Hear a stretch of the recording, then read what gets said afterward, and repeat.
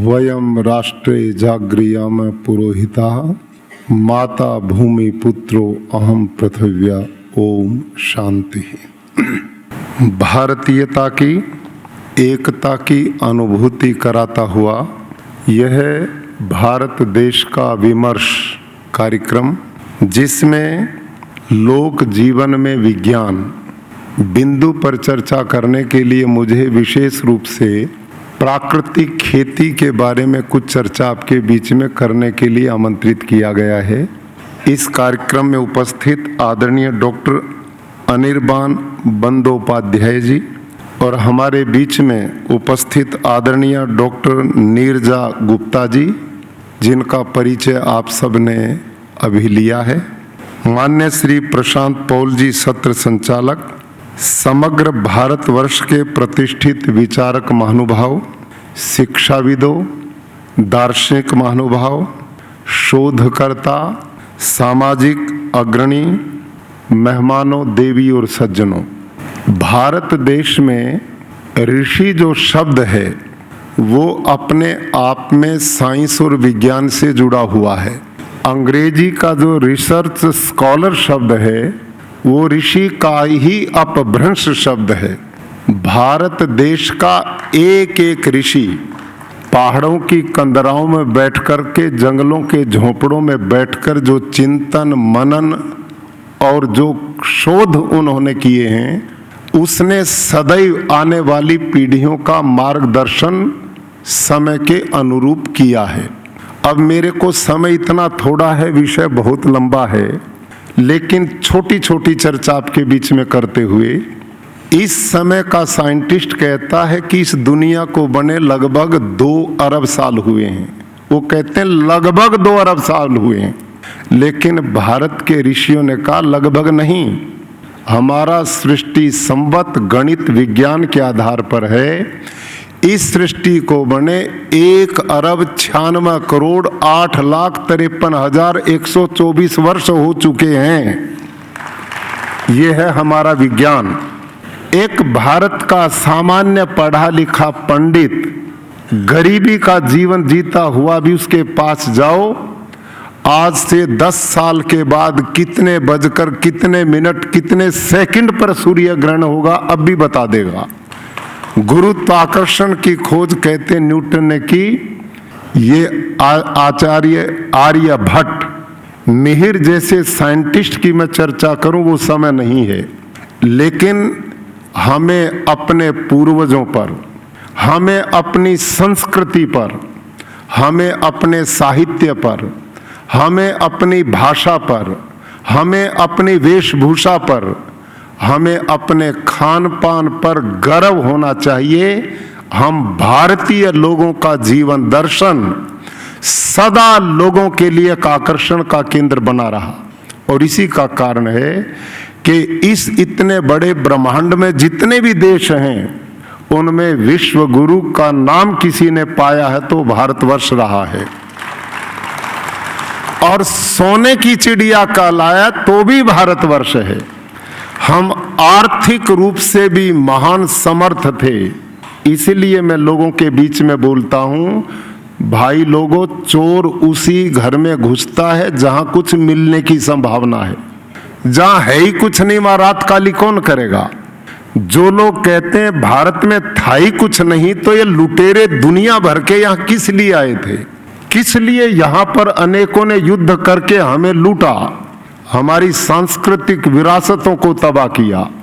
हम धन धान्य से भी परिपूर्ण थे, हम विद्या से भी परिपूर्ण थे, हम आर्थिक रूप से समृद्ध राष्ट्र रहे हैं, और सांस्कृतिक विरासत से हम बहुत प्रबुद्ध राष्ट्र रहे हैं। लेकिन वो कमजोरियां रही जिससे हम गुलाम बने, वो कारण था हमारी आपस की फूट, जात पात, ये कुरीतियां, अंधविश्वास। यदि ये हमारे नजदीक न आते तो हमें दुर्दिन न देखने पड़ते, लेकिन परिवर्तन समय का नियम होता। संसरती संसार, संसार को संसार इसलिए कहते हैं कि ये गतिशील है। जो पहिए का हिस्सा नीचे वो ऊपर आता है, जो ऊपर है वो नीचे आता, तभी चलता है। हम घर से कैसे आए हैं? एक पैर से धरती को पकड़ा था, दूसरे से छोड़ा था। यदि दोनों पैरों ने धरती को पकड़ लिया तो फिर चलेंगे कैसे? जीवन का नियम है उतार चढ़ाव, उन्नति पतन। वो काल मैं समझता हूं भारत का लद चुका है।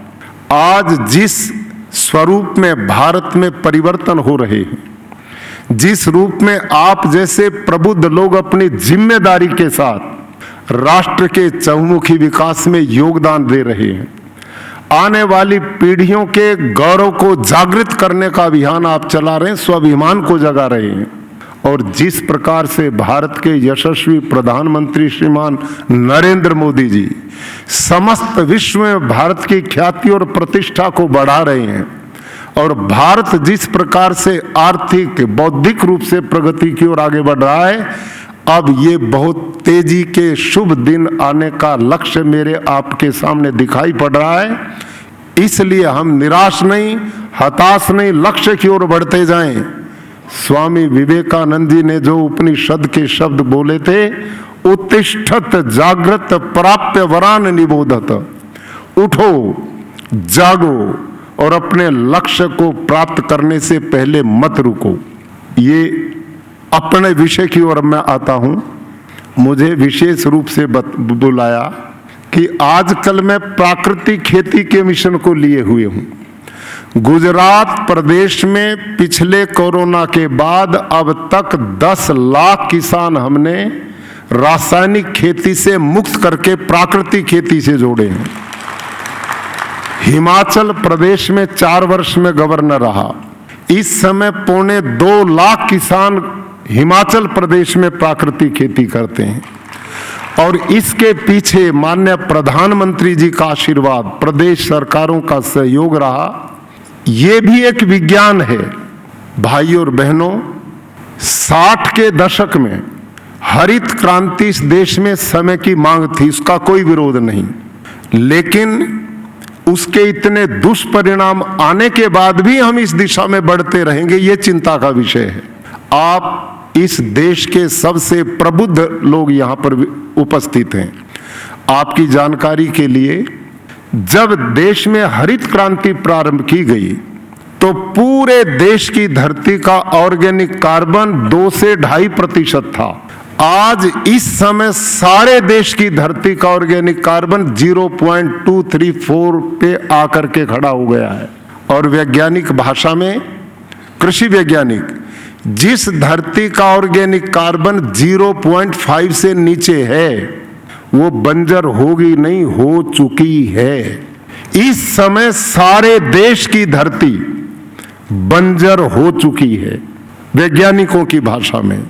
और इसका परिणाम कारण, जिस समय हरित क्रांति डॉक्टर स्वामीनाथन जी ने प्रारंभ कराई, वो समय की जरूरत थी, विरोध नहीं है, लेकिन उस समय उन्होंने 1 हेक्टेयर में 13 किलो नाइट्रोजन डालने की सिफारिश की थी।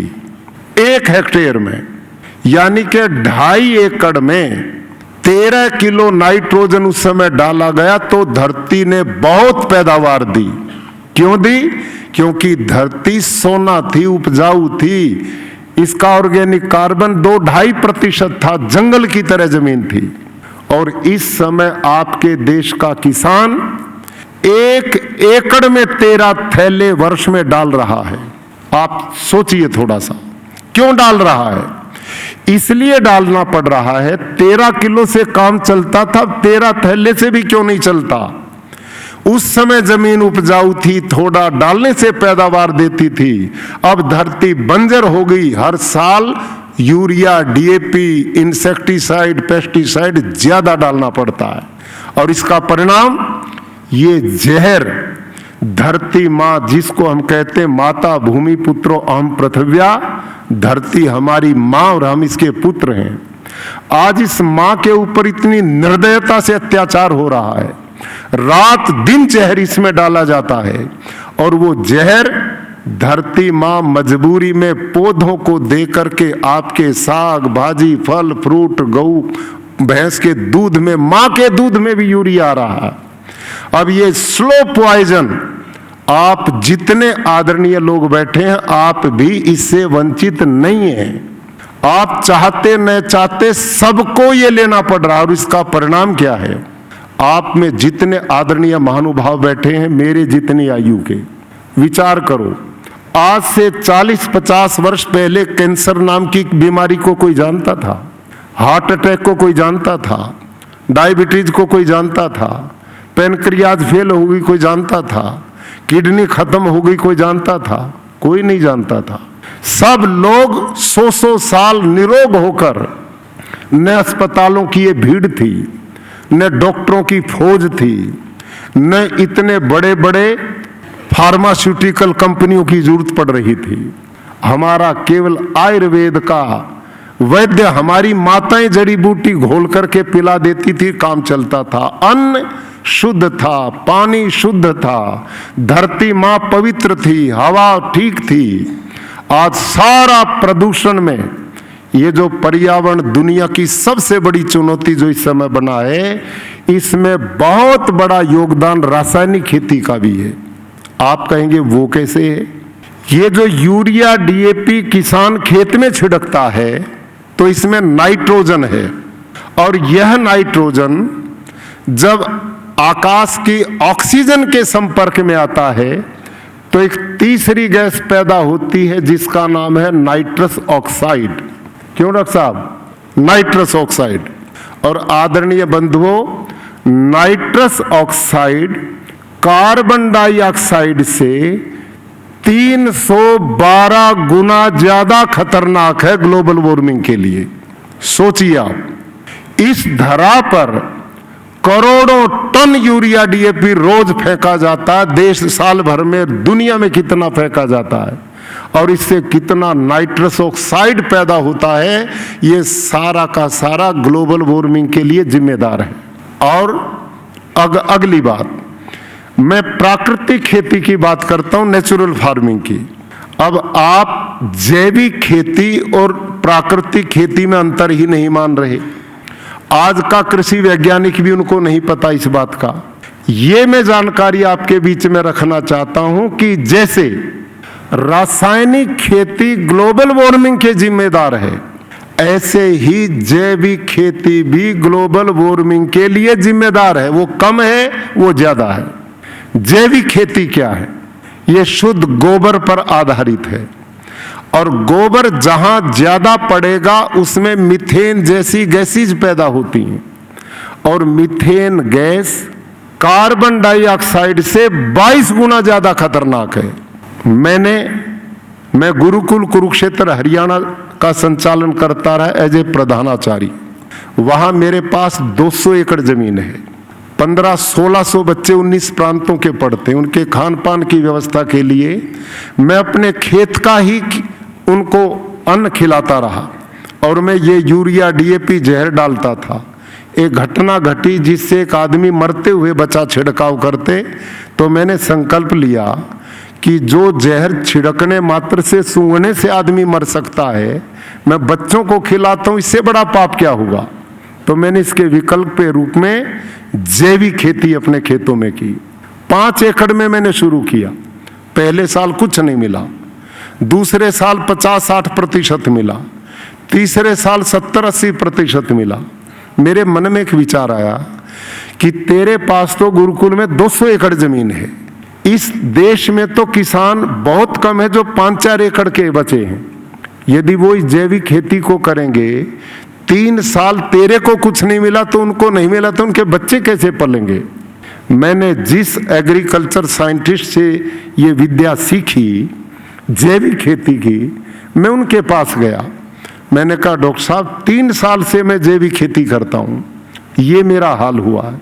तो उन्होंने मेरे को 2 रिसर्च पेपर दिए, इसको ध्यान आप करेंगे। एक एग्रीकल्चर यूनिवर्सिटी हिसार हरियाणा, दूसरा एग्रीकल्चर यूनिवर्सिटी लुधियाना पंजाब। उनमें किसानों के नाम सिफारिशें नाम से कृषि वैज्ञानिक एक शोध प्रस्तुत करते हैं, और उसमें क्या लिखा था जैविक खेती के बारे में कि भारत के खाद्यान्न भंडार को भरने के लिए 2 फसल मुख्य योगदान करती हैं, एक गेहूं और एक चावल। और इन दोनों फसलों की भरपूर पैदावार लेनी है तो 1 एकड़ में 60 किलो नाइट्रोजन की जरूरत पड़ेगी। कितना जी? 60 किलो नाइट्रोजन। अब यदि रासायनिक खेती से काम करना है तो बाजार में जाओ, यूरिया डीएपी खरीदो और 2-2 महीने के अंतर से छिड़क दो, 60 किलो नाइट्रोजन पूरा और पैदावार भी पूरी। अब जैविक खेती में 60 किलो नाइट्रोजन पूरा करना तो कैसे करोगे? उन वैज्ञानिकों ने लिखा था कि 1 टन गोबर की खाद में 2 किलो नाइट्रोजन है। 1 टन गोबर की खाद में 2 किलो नाइट्रोजन है। और हमें कितना चाहिए जी? प्रबुद्ध लोगों बोलिए, मैं सारी जिंदगी बच्चे पढ़ाता रहा हूं, मेरी क्लास मान लो आज आप। हमें चाहिए 60 केजी। तो इसका मतलब प्रति एकड़ 300 क्विंटल गोबर की खाद पड़ेगी तो 60 किलो नाइट्रोजन पूरा होगा, तो उत्पादन पूरा मिलेगा, नहीं डालोगे तो नहीं होगा। इसका नाम है ऑर्गेनिक फार्मिंग, ये है जैविक खेती। ठीक है जी। अब मैं आप सब से भी प्रश्न करता हूं कि किसान यदि 300, आज क्या भारत में इतना पशुधन बचा जो प्रति एकड़ 300 क्विंटल गोबर की खाद डाली जा सके? नहीं बचा है। और यदि डालनी भी पड़े तो एक किसान को कम से कम 30 पशु चाहिए। एकड़ 1, पशु 30, किसान बच्चे पालेगा या पशु पालेगा 1 एकड़ में? इसका नाम है ऑर्गेनिक फार्मिंग, जैविक खेती। और इसमें मीथेन जैसी गैसेज पैदा होंगी, वो ग्लोबल वार्मिंग को जन्म देंगी। चौथा, इतना गोबर की खाद जहां पड़ेगी वहां खरपतवार, वीड्स इतना पैदा होगा कि किसान लेबर में ही पैसा चला जाएगा, बचेगा कुछ नहीं। ये है जैविक खेती। और इसी का परिणाम है कि भारत देश में पिछले लगभग 30-40 साल से केंद्र सरकार, प्रदेश सरकारें जैविक खेती पर जोर दे रही हैं। आज तक मॉडल फार्म देश में नहीं बन पाए, लोकप्रिय नहीं हो पाया। और आज कृषि वैज्ञानिक, जब मैं प्राकृतिक खेती की बात करता हूं तो वो क्या कहते हैं कि ये देश का वही हाल करेंगे जो श्रीलंका का हुआ है। श्रीलंका ने जैविक खेती की, वो भूखे मर रहे हैं। मैं भी इस बात को मानता हूं, जैविक खेती करोगे तो श्रीलंका जैसा हाल होगा। मैं जिस प्राकृतिक खेती की बात करता हूं, जैविक खेती नहीं है। जैविक खेती का प्रचार करने के लिए 1905 में इंग्लैंड से डॉक्टर हार्वर्ड आए थे अपनी पत्नी के साथ। अंग्रेज काल में उन्होंने बुलाया था और उनको इंदौर के राजा ने अपने संपर्क में रखा और उनसे जैविक खेती का प्रचार कराया। जब उन्होंने कुछ साल बिताए और देखा कि जिस ऑर्गेनिक फार्मिंग को तू लेके आया है, भारत के लोग तो तेरे से भी ज्यादा जानते हैं, तो वापस अपने देश चला गया। लेकिन एक शब्द दे करके गया, ऑर्गेनिक फार्मिंग। और उनका मॉडल ये था जो मैंने आपके बीच में रखा, जो प्रचार चल रहा है। अब ये प्राकृतिक खेती क्या, जिसकी बात मैं करता हूं, नेचुरल फार्मिंग, वो क्या है? आप जंगल में गए होंगे, जंगल में सैकड़ों तरह के पेड़ पौधे हैं। आप सबसे मैं पूछता हूं, उन जंगल के पौधों को यूरिया कौन देता है? वहां डीएपी कौन डालने जाता है? जंतुनाशक कौन देता है? पानी कौन देता है? गोबर की खाद कौन देता है? कोई नहीं देता। और जंगल का पेड़ जब समय आता फलों से लद जाता है। जंगल के पेड़ के किसी भी पत्ते को आप तोड़ें, लेबोरेटरी में ले जाएं, प्रयोगशाला में टेस्ट कराएं, उसमें एक भी पोषक तत्व की कमी नहीं मिलेगी। उसमें phosphor, zinc, potash, magnesium, iron, copper, सब कुछ उतना मिलेगा जितनी जरूरत है। जब परमात्मा की प्रकृति वहां सब कुछ पूर्ण करती है तो मेरे खेत में क्यों नहीं करेगी? जो नियम जंगल में काम करे वही हमारे खेत में काम करे, इसका नाम प्राकृतिक खेती है। यह है नेचुरल फार्मिंग। यह है आज देश की आवश्यकता। भाई और बहनों, इसका एक बहुत तकनीक सरल हमने निकाली है और वो तकनीक है धरती के सूक्ष्म जीवाणुओं को बढ़ाने की। इस धरती में कुछ करने की जरूरत नहीं है, इसको छेड़छाड़ करके हमने गड़बड़ कर दी। जंगल में हम गए नहीं, इसलिए सब कुछ वहां आज भी ठीक है।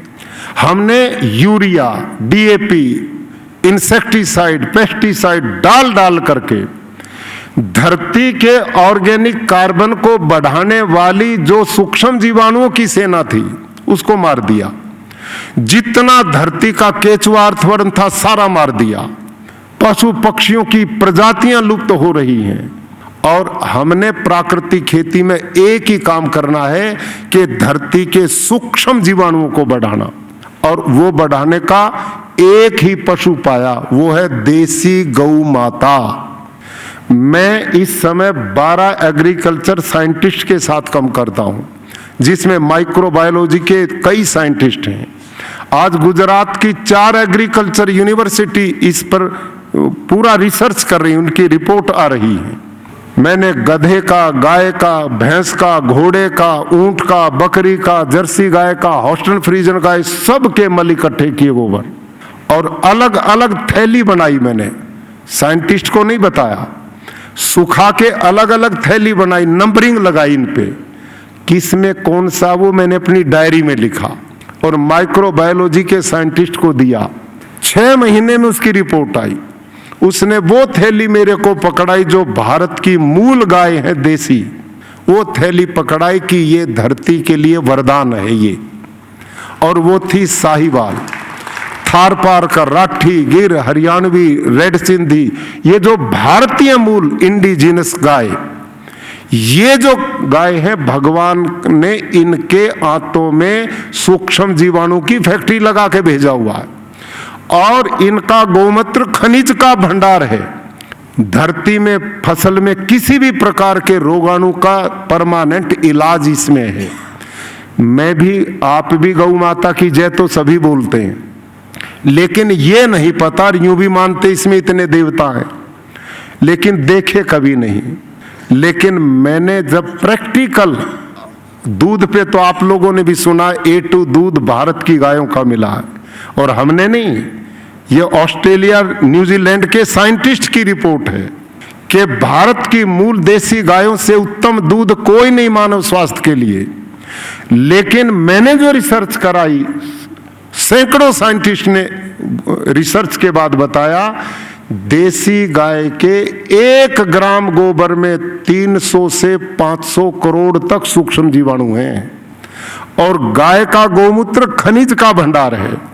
हम क्या करते हैं कि बस इन सूक्ष्म जीवाणुओं को बढ़ाना है। जितनी भी भारत की देसी गाय, उनमें ये गुणवत्ता है, बाकी किसी में ये गुणवत्ता नहीं मिली, किसी भी पशु में हैं, बहुत थोड़े हैं। वो समय अभाव में सबका विवरण नहीं दे सकता आपके बीच में। हम एक 200 लीटर का ड्रम लेते हैं, उसमें 170-80 लीटर पानी भर देते हैं। देसी गाय 24 घंटे में 8 से 10 किलो गोबर, 8 से 10 किलो गोमूत्र करती है, वो ड्रम में डाल देते हैं। 1.5 से 2 किलो किसी भी दाल का बेसन डालते हैं, 1.5 से 2 किलो कैसा भी पुराना धुराना गुड़ डालते हैं, और बड़े पेड़ के नीचे की 1 पाव भर मिट्टी उसमें डालते हैं। बड़े पेड़ की क्यों, खेत की क्यों नहीं? क्योंकि खेत में कुछ बचा ही नहीं है, वहां तो सब कुछ बंजर हो चुका है। पेड़ के नीचे यूरिया DAP नहीं पड़ा, इसलिए वहां सूक्ष्म जीवाणु का भंडार है। अब होता क्या, इसका विज्ञान देखिए, ये है आज के मंथन विषय का विज्ञान। भारत के कृषि का भी विज्ञान कितना ऊंचा उस काल में रहा था जब उन लोगों ने गाय को मां का दर्जा दिया था। वो यूं नहीं दिया था क्योंकि ये गुणों का भंडार किस रूप में पाई। और जब ये घोल हम बनाते हैं, जब गाय के 1 ग्राम गोबर में 300 करोड़ सूक्ष्म जीवाणु है, तो 10 किलो गोबर हमने इसमें डाला, उसमें कितने हो गए? 30 लाख करोड़ सूक्ष्म जीवाणु। और इन सूक्ष्म जीवाणुओं को दाल का बेसन प्रोटीन मिल गया खाने के लिए, बलवान मजबूत पहलवान बन गए। और इनको हमने गोबर क्या नाम गुड़ दिया तो वो मल्टीप्लाई बढ़े। और मिट्टी जो डाली उसमें भी सूक्ष्म जीवाणु है, तो उसमें जामुन लगता है, कल्चर बनता है, और फिर उनकी संख्या बढ़ती कितनी गति से? माइक्रोबायोलॉजी का साइंटिस्ट कहते हैं ड्रम में हर 20 मिनट में डबल होते हैं। ये जो 30 लाख करोड़ हैं, 20 मिनट के बाद 60 लाख करोड़ होंगे, उसके बाद 120 लाख करोड़ होंगे, और 72 घंटे तक ये बढ़ते हैं। इस बीच ने किसान ने खेत में इसको डालना है 1 एकड़ में। अब धरती के सूक्ष्म जीवाणु मिलकर फिर कल्चर बनता है, और इसमें इतने असंख्य जीवाणु होते हैं उनकी गिनती नहीं कर सकते। और ये हलसिया ना, जिसको हम अर्थवर्म बोलते हैं, केचुआ, ये धरती में जो यूरिया डीएपी से समाधि लिए बैठा है, ये उसको भोजन मानकर उसकी गंध से 11वें दिन धरती फोड़ के ऊपर आ जाता है और ये अपना परिवार बढ़ाना शुरू करता है। और ये एक जन्म में 40 से 50 हजार बच्चों को जन्म देता है। और ये सूक्ष्म जीवाणु सैकड़ों प्रकार के हैं। अब धरती का phosphor, zinc, potash, magnesium, iron, copper कैसे पूरा होगा?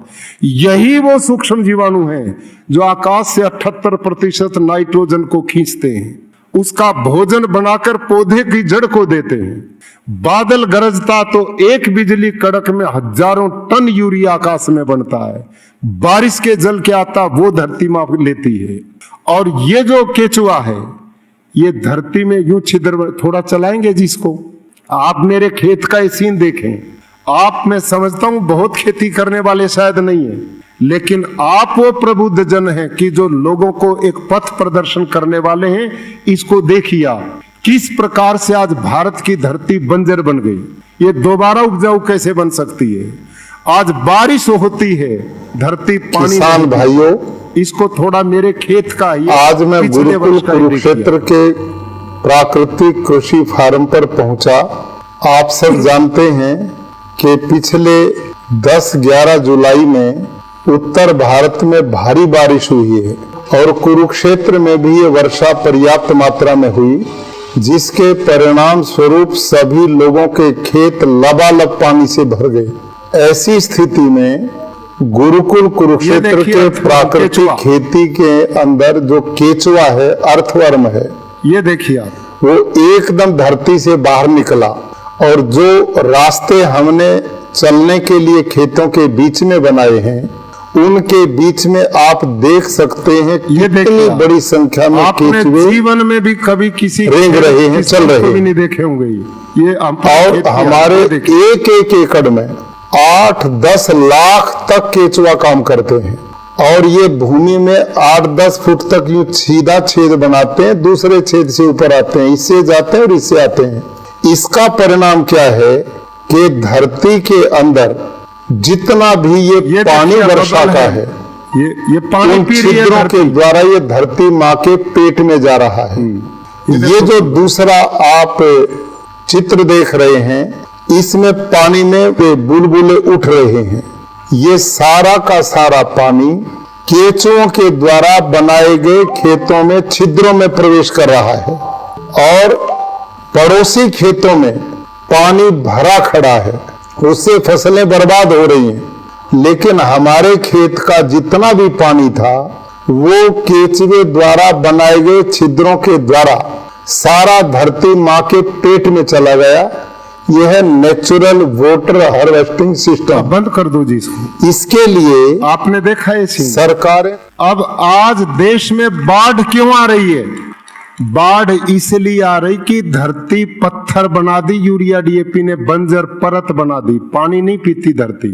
वर्षा होती ऊपर की 6 इंच मिट्टी को बहा करके ले जाती, बाढ़ आ जाती है।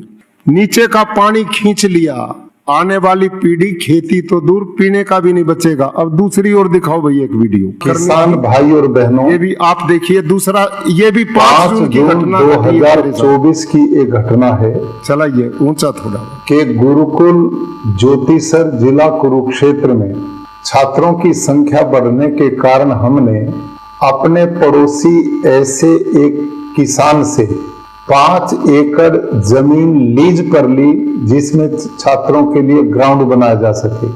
उसकी फेंसिंग के लिए प्रबंधक समिति ने निर्णय लिया कि उसमें ड्रिल मशीन के द्वारा जमीन में होल करके हालत देखो आप, जो पाइप लगाकर उसमें तार फेंसिंग की जाए ताकि बच्चे अंदर सुरक्षित रह सकें।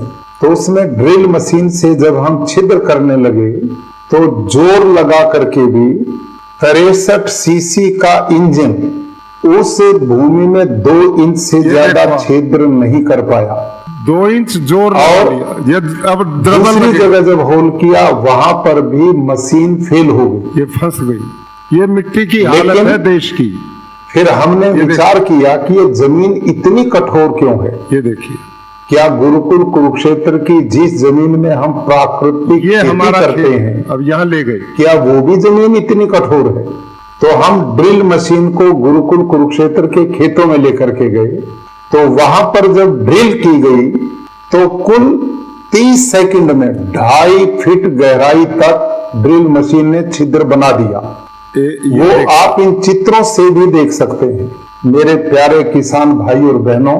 ये देखिए, ये सब कुछ अंतर किस बात का है कि हमने देखा कि जिस किसान से हमने ग्राउंड के लिए जमीन लीज पर ली है, उसमें किसान पिछले 40-45 वर्षों से केवल रासायनिक खेती करता है, जिसका परिणाम यूरिया, डीएपी, जंतुनाशक, पेस्टिसाइड, इंसेक्टिसाइड ने सभी केचुए, अर्थवर्म मार दिए, सूक्ष्म जीवाणु खत्म कर दिए, धरती पत्थर बन गई, बंजर बन गई। इसका परिणाम है कि इस समय भारत की धरती पानी नहीं पी रही। वर्षा जल जब बरसता है तो ऊपर वाली 6 इंच मिट्टी को बहा करके ले जाता, बाढ़ आ जाती है, और भूमिगत जल को हम ट्यूबवेलों के द्वारा, पंप्स के द्वारा खींच करके निकाल रहे हैं, और वर्षा जल धरती माता पी नहीं रही है। इस कारण भूमिगत जल घटता जा रहा है, जमीन बंजर होती जा रही, पत्थर होती जा रही। जबकि गुरुकुल कुरुक्षेत्र के प्राकृतिक खेती, आदरणीय बंधुओं, ये स्थिति पूरे देश की धरती की हो गई है। पत्थर बन गई, बंजर बन गई, यूरिया डीएपी बढ़ रहा है। पिछले साल भारत सरकार ने 2.5 लाख करोड़ का यूरिया डीएपी विदेशों से आयात किया है। इतना बड़ा बर्डन। लंबी बात न करते हुए, प्राकृतिक खेती एक शुद्ध विज्ञान है। गौ माता देसी गाय पे आधारित है। इसमें उत्पादन कम नहीं होता, जैविक खेती में उत्पादन घटता है। मैं 200 एकड़ में करता हूं, मेरे खेत आप जाकर देख सकते हैं। इस समय गुजरात में 10 लाख किसान प्राकृतिक खेती करते हैं। सब किसान प्रसन्न हैं, और ये अभियान अब पूरे राष्ट्र में हम चलाने का चलाए हुए हैं। माननीय प्रधानमंत्री जी इस दिशा में बहुत गंभीरता से हमें प्रेरित कर रहे हैं, और प्रदेश सरकारें अनेक इस दिशा में आगे बढ़ रही हैं। ये वो रास्ता है जिससे पर्यावरण भी बचेगा, पानी भी बचेगा, देसी गौ माता भी बचेगी, लोगों का स्वास्थ्य भी बचेगा, धरती माँ का भी स्वास्थ्य बचेगा, और देश का धन जो बाहर जा रहा है ये भी बचेगा, और किसान की आय भी इससे बढ़ेगी। समय समाप्त हो गया, मेरी बात बहुत अधूरी रह गई। कोई बात नहीं, फिर मिलेंगे। धन्यवाद।